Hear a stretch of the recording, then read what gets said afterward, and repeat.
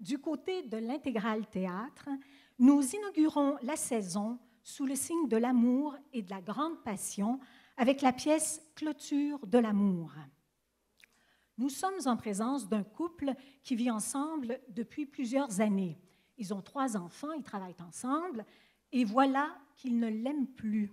Et de but en blanc, il lui dit pourquoi, de long en large et avec moult détails. Devant nous, elle encaisse tout. Elle est brisée par ses propos, mais tente de ne pas se défaire, de ne pas s'anéantir devant lui. Puis, elle prend la parole pour démonter un à un les arguments qui lui a servi et pour clamer haut et fort son credo inaliénable en l'amour. Ce couple est porté sur scène par 2 comédiens au sommet de leur art, Maude Guérin et Christian Bégin, qui font corps dans un duel fiévreux et féroce. Voici un moment de théâtre électrisant dont on sort estomaqué et conscient d'avoir assisté à une performance d'acteur magistrale. L'auteure longueuilloise Jennifer Tremblay est de retour chez nous avec Le Carrousel, une œuvre charnelle qui donne la parole à la merveilleuse Sylvie Drapeau, accompagnée sur scène par un musicien. Voici un texte puissant qui parle de la transmission, de ce qui se lègue d'une génération à l'autre.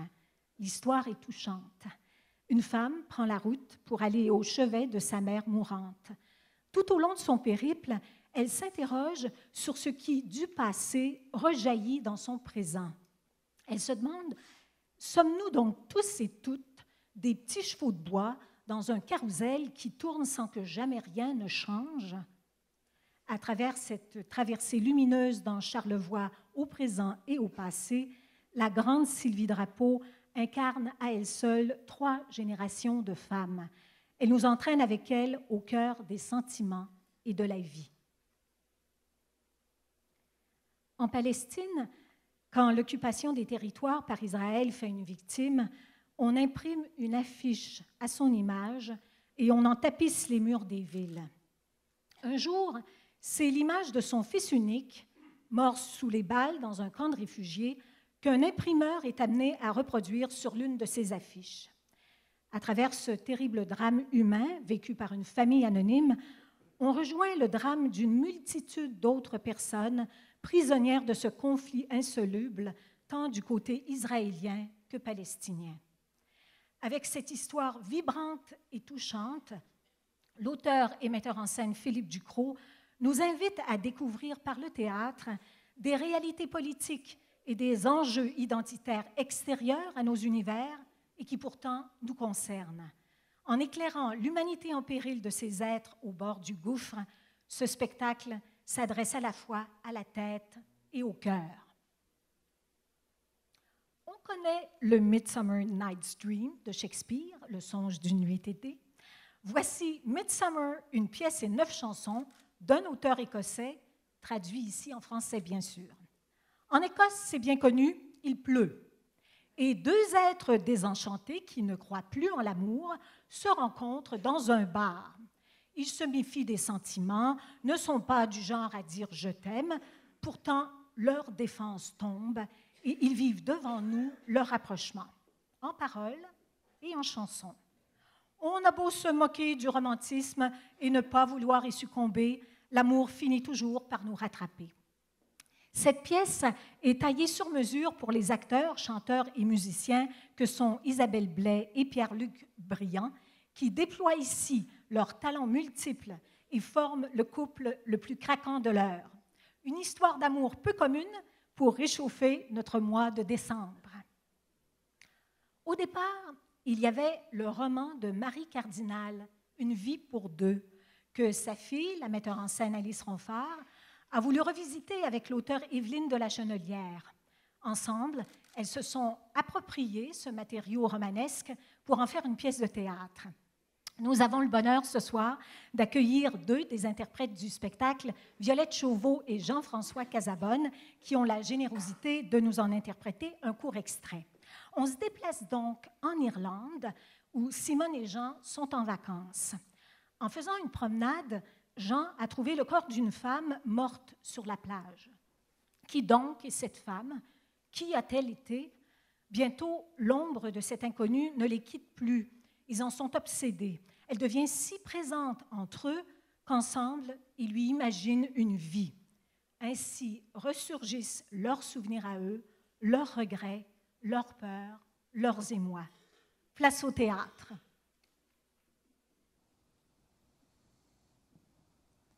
Quelle histoire, hein? Quoi? Cette Mary, cette trouée. Oui. On ne parle que de ça au village. Elle était infirmière. Elle est tombée enceinte. Ses parents l'ont chassée. Elle a été forcée d'abandonner ses études de médecine pour élever son fils. Elle était très fatiguée.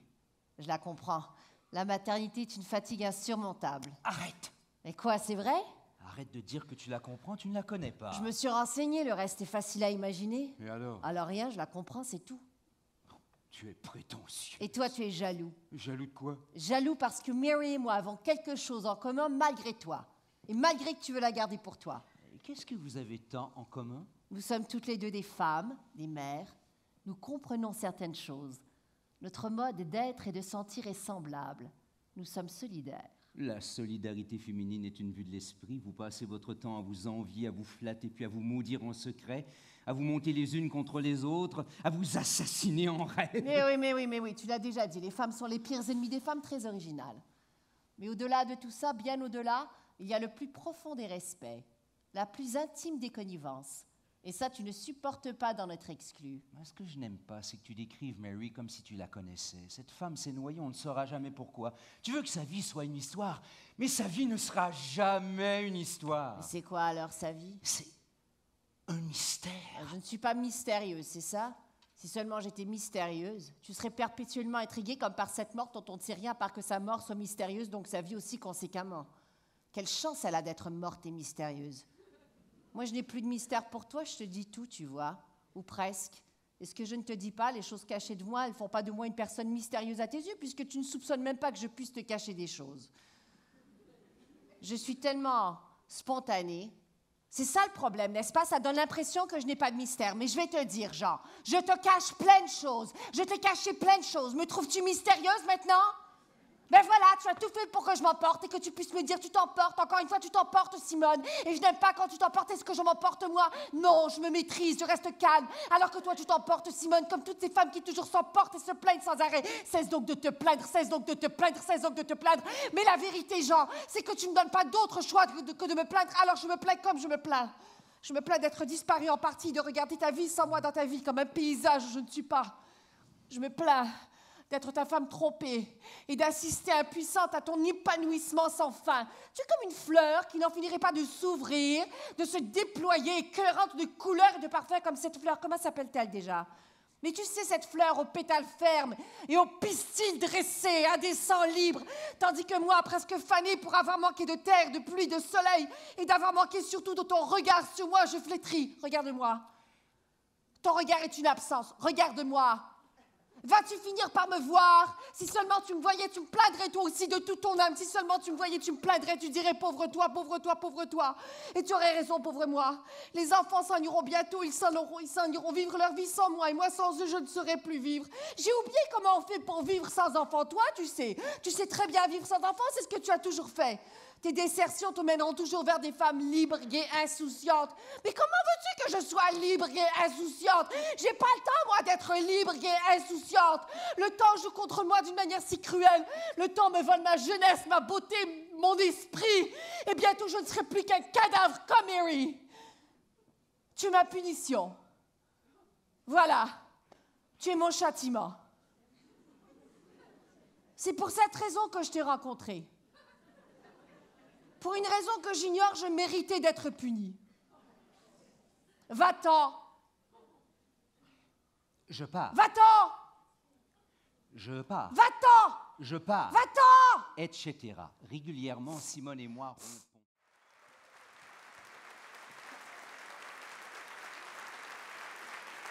C'est particulièrement touchant qu'ils aient accepté de faire l'extrait en dehors du contexte complètement de la scéno et tout. C'est une histoire d'amour d'un couple qui essaie de se réinventer et de réinventer l'amour. C'est très touchant. Merci, Violette et Jean-François.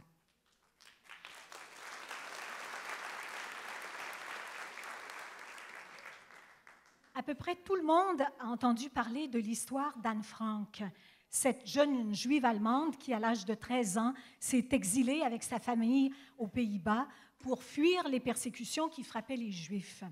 Depuis toute petite, elle écrivait son journal intime et a continué de le faire alors que la famille se cachait à Amsterdam dans un appartement secret jusqu'à ce qu'on les dénonce et les envoie dans les camps de la mort.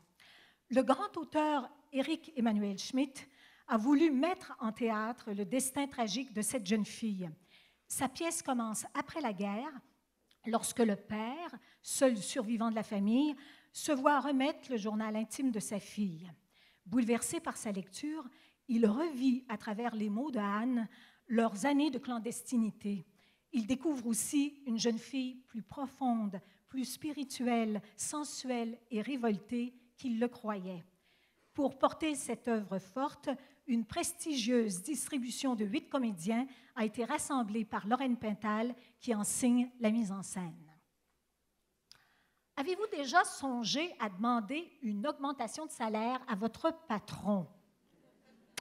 Eh bien, avant de faire quoi que ce soit et de passer à l'action, je vous invite à écouter attentivement ce que va nous révéler le metteur en scène Ariel Ifergan, qui a accepté de partager avec nous certains des secrets et bons conseils que recèle cet intriguant spectacle intitulé « L'augmentation ». Ariel Ifergan. Bonsoir Anne-Marie. Bonsoir. Bonsoir. Alors, Ariel, il est un fidèle, peut-être que vous le reconnaissez. Il était là pour nos 20 ans. Il jouait Zadig dans Z comme Zadig. Alors, tu es fidèle, tu reviens pour nos 25 ans, mais cette fois-ci, tu signes une mise en scène, donc, de l'augmentation. Pourquoi avoir décidé de monter l'augmentation de Georges Perec? Alors, je ne sais pas s'il y a des motivations plus nobles que d'autres. Moi, je devais prendre une décision, le cigare l'attendait, et là, j'avais quelques textes, j'hésitais, et j'avais joué l'augmentation quand j'avais 15 ans. Et ça avait été une révélation pour moi, ça m'avait probablement poussé vers cette voie artistique. Et je travaillais avec un pianiste, Philippe Noireau, et je lui dis, oui, voilà, j'hésite entre tel texte, et il me dit, Georges Perec, mais je le connais. Dans les années 70, je jouais la nuit dans un bar de jazz, un piano, et Georges Perec était assis dans un coin, et il pondait des mots croisés. Il est cruciverbiste, alors c'est vraiment un auteur tellement productif, cinéma, roman, mots croisés, et un espèce d'athlète de la langue. Donc là, ça... Bon, je ne suis pas plus ésotérique qu'un autre, mais tout d'un coup, j'ai fait un non. Si je croise Philippe, alors Philippe est dans le spectacle, et j'ai choisi l'augmentation de Georges Perec, voilà. Alors, je sais que Perec, c'est quelqu'un qui se donnait des défis d'écriture. Est-ce que tu peux nous parler du défi d'écriture qu'il s'est donné dans ce spectacle? Oui, alors, c'est un membre de l'OULIPO, l'ouvroir de littérature potentielle. Donc, avec ses amis scientifiques et tous assez tripeux, je pense qu'on peut dire le terme, vraiment, il se lançait des défis. Alors, Perec est très connu pour son roman « La disparition », qui est une brique comme ça, où il n'utilise pas la lettre E, jamais. Il a été le recordman du monde du plus long palindrome, que je ne connaissais pas le terme avant de lire sur Perec. Alors, c'est un texte de 4 pages qui se lit dans un sens et dans l'autre. Ouh là là. Pas à l'envers, vous ne tournez pas la feuille, vous partez du fond, puis vous repartez. C'est assez spectaculaire. Et donc, pour l'augmentation, un ami lui apporte un organigramme, l'art et la manière d'aborder son chef de service. Et donc, c'est un grand tableau avec des flèches. Vous passez dans le couloir, la porte est fermée, vous allez à la machine à café, la secrétaire n'est pas là, vous retournez à votre bureau, on repart à zéro. Le lendemain, vous repartez comme ça. C'est les hypothèses. Exactement, donc, exactement. Et donc, un circuit informatique ferait la même chose à peu près. Et Perec le traduit d'abord en espèce de texte sans aucune ponctuation qui fait 30 pages. Par la suite, il l'a réécrit pour faire une pièce de théâtre, avec très très peu de didascalie. Donc ça laisse une très très grande liberté aux comédiens, aux metteurs en scène. C'est vraiment... Perec l'a écrit comme un exercice de style ludique pour s'amuser. Et il faut le monter, je pense, comme ça, quoi. Et tu as assez bien réussi à le faire. Parle-moi du travail avec les comédiens, parce que c'est un réel défi, vous allez voir, et au niveau de la langue, mais aussi au niveau de la performance physique, parce qu'il y a toutes sortes de versions et toutes sortes de façons d'aborder son chef. Oui, alors, comme le texte laisse toute liberté, aucune didascalie, on ne sait pas ce qui se passe, Alors, il faut absolument trouver quelque chose. Alors, moi, j'avais des idées. Je savais qu'à un moment donné, la secrétaire se marie, donc j'avais une idée pour le mariage, j'avais une idée pour le décès d'un des chefs de service, j'avais une idée pour le party de Noël. Oui, leurs enfants sont tous malades. Oui, non, ça se passe sur 30 ans de carrière. Là. C'est vraiment ceux qui ont une certaine expérience dans les grandes entreprises, vous allez apprécier parce que... Mais il y avait des endroits où je n'avais absolument aucune idée de ce qui allait se passer. Heureusement, il y avait Philippe, donc le pianiste, qui est extraordinaire. Il est là présent tout le long du spectacle. Et les comédiens ont accepté ils ont accepté que je ne savais pas à certains endroits ce qui allait se passer. Et ils ont vraiment créé des personnages. Alors on a un tableau japonais, on a un tableau d'un party justement qui dégénère en fin de soirée, tout le monde a un peu trop bu. Toutes des choses qui peuvent arriver dans une entreprise et voilà, là on les pousse au maximum. C'est ce qui est jouissif chez Perec. Alors, quel est le grand bonheur qui attend les spectateurs, dirais-tu? Alors je pense vraiment, oui, d'abord c'est original. C'est quelque chose qu'on ne voit pas souvent, je pense, et qu'on voit vraiment qu'au théâtre. Ça ne pourrait pas être un film, ça ne pourrait pas être une série, c'est vraiment très très théâtral. C'est très surprenant donc à ce niveau-là. Et je pense que la performance des comédiens qui changent constamment de personnage, qui sont parfois comme des robots et en même temps parfois très touchants, et vraiment ceux qui ont des petites envies de faire un pied de nez au système, à leur patron, à leur banque, à leur... enfin, là, vraiment, tous les fantasmes de ces salariés sont permis. Ils se réalisent sur 30 ans de carrière. Alors, ce sera avec un grand plaisir que nous assisterons à l'augmentation. Je te remercie d'être venu parmi nous. Merci beaucoup. Et je dois vous avouer que le spectacle est un véritable feu d'artifice auquel je vous convie. Merci, Ariel. Merci beaucoup. Bonne soirée, tout le monde. Merci.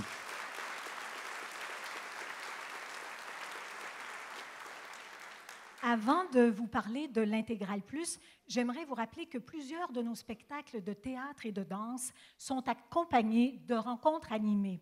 Moment privilégié pour échanger avec les artistes ou avec des spécialistes qui éclairent leur démarche, ces activités enrichiront vos sorties au Théâtre de la Ville. Je vous invite à les fréquenter sans modération. Les dates des rencontres sont annoncées dans la brochure de saison et elles sont inscrites aussi sur les billets que vous allez vous procurer. Comme ce ne sont pas toutes les représentations d'un même spectacle qui sont précédées de rencontres, je vous invite à être particulièrement attentif lors de votre choix de date. À inscrire aussi à votre agenda la soirée spéciale des abonnés de l'Intégral Théâtre le lundi 28 janvier prochain. Avec cette soirée, nous désirons titiller votre esprit curieux et votre goût de l'aventure artistique. Et voici en Intégral Théâtre Plus, une pièce qui a connu en France un succès fou avant d'être portée à l'écran, Le Prénom, qui est adapté et servi ici avec un esprit typiquement québécois que le metteur en scène Serge Denoncourt exploite avec une efficacité redoutable. Le propos: un futur papa dans la quarantaine est invité à souper chez sa sœur et son beau-frère. Il y retrouve un ami d'enfance. En attendant l'arrivée de sa jeune épouse, on lui demande s'ils ont déjà choisi un prénom pour le bébé à naître. Sa réponse ne séduit aucun des convives et plonge la petite assemblée dans un invraisemblable chaos. Chacun ayant quelque chose à reprocher à l'autre, les vieilles histoires refont surface. Jalousie, rancune, mauvaise foi, la soirée devient peu à peu un véritable fiasco du plus haut comique pour notre plus grand plaisir. Une façon de terminer l'intégrale dans un grand éclat de rire qui fait du bien. Mais ce n'est pas tout. Vous vous rappelez de cette semaine de célébration de nos 25 ans dont je vous ai parlé en tout début de soirée. Pendant cette semaine, le 27 mars, Journée mondiale du théâtre, nous vous invitons à découvrir une œuvre hors du commun de la compagnie Les Sages Fous qui a pignon sur rue à Trois-Rivières et qui rayonne à travers le monde avec un succès fou, tout plein de prix dans tout plein de festivals. Ce spectacle est un coup de cœur de Joanne Aubry qui est la mieux placée pour en parler. À toi. Bonsoir. Merci Anne-Marie. Donc, c'est dans un bar de la rue Saint-Laurent, il m'arrive de fréquenter des bars, dans le cadre du festival Phénoména, que j'ai découvert ce spectacle, L'histoire nous transporte dans un fond de cour, un cabaret de curiosités, incroyable bric-à-brac d'objets esselés mettant en scène un cirque itinérant. Tout droit sorti d'un monde insolite, les principaux personnages bricolent un univers de paillettes et de cendres d'où surgiront de véritables trésors. Attendez-vous à être déstabilisé, ému, touché par de toutes petites marionnettes remplies d'humanité.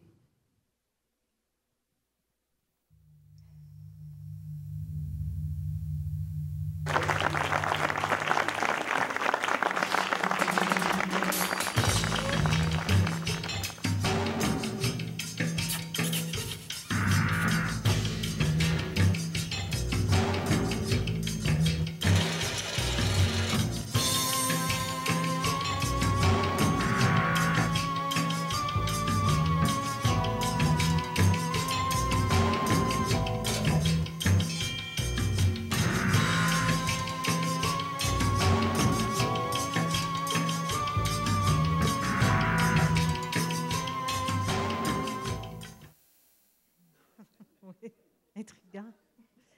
Le spectacle sera présenté dans la salle Jean-Louis Millette, vidée de son mobilier, qui se donnera pour l'occasion des allures de fête foraine, avec des gradins agrémentés de coussins et de chaises.